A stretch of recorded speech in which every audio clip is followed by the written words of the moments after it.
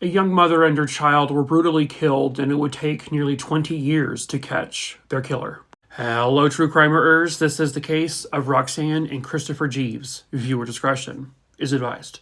At the time of this case, Roxann Jeeves was a single mother to her young son Kristopher, and he was just 5 years old. She was described as an absolutely fantastic mom. Kristopher was her entire life, and Christmas time was just the most joyous time of the year for them. It was December 23rd, 1981, which was Kristopher's 5th birthday. A Dallas County, Texas Sheriff's Department deputy found a car parked on the side of the road going the wrong direction. The driver's side door was open. There were wrapped Christmas presents in the back, and there was a duffel bag on the front seat. Inside that duffel bag were things like robbery tools, a hat, and a bottle of formaldehyde. But nobody was in the car. But just like a couple 100 feet away, this sheriff's deputy would find two people lying in a field next to the car. Both were pronounced deceased at the scene. They would be identified as Roxann and Kristopher Jeeves.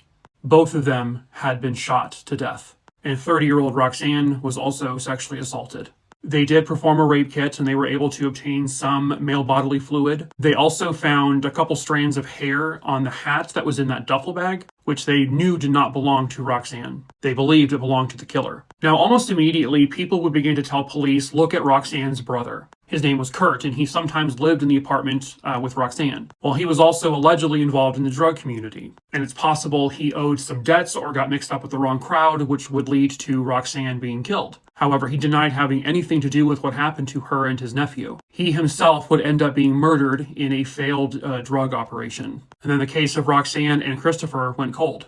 It aired on Unsolved Mysteries, and then it re-aired in the early 2000s. And in 2001, they finally got a break. So Roxann was seen in the company with these two individuals on the day she was killed. The female was described as Hispanic or possibly Native American, and then the male was described as a black male. Now, the black male was seen running from the area where the bodies were found and going to the highway and getting into a car, like hitchhiked his way. Now, these two had been seen helping Roxann and her son load stuff into the car. But when the man was seen running away from the crime scene, the woman was not present. But they still had no idea who he was until they did DNA testing on the hair found in the hat. It came back to an already convicted felon, George Hicks. His DNA was found with the hair and the male bodily fluid in Roxann. The witnesses who claimed to see this man running away from the car saw him in a police lineup and looked at a younger photo of him and confirmed that that was the man. He would go on to be convicted for both murders and sentenced to life in prison without parole. The woman has never been identified, but it's not believed she was involved with the murder. It may have taken a couple of decades, but at least Roxann and her son got the justice they both rightfully deserved.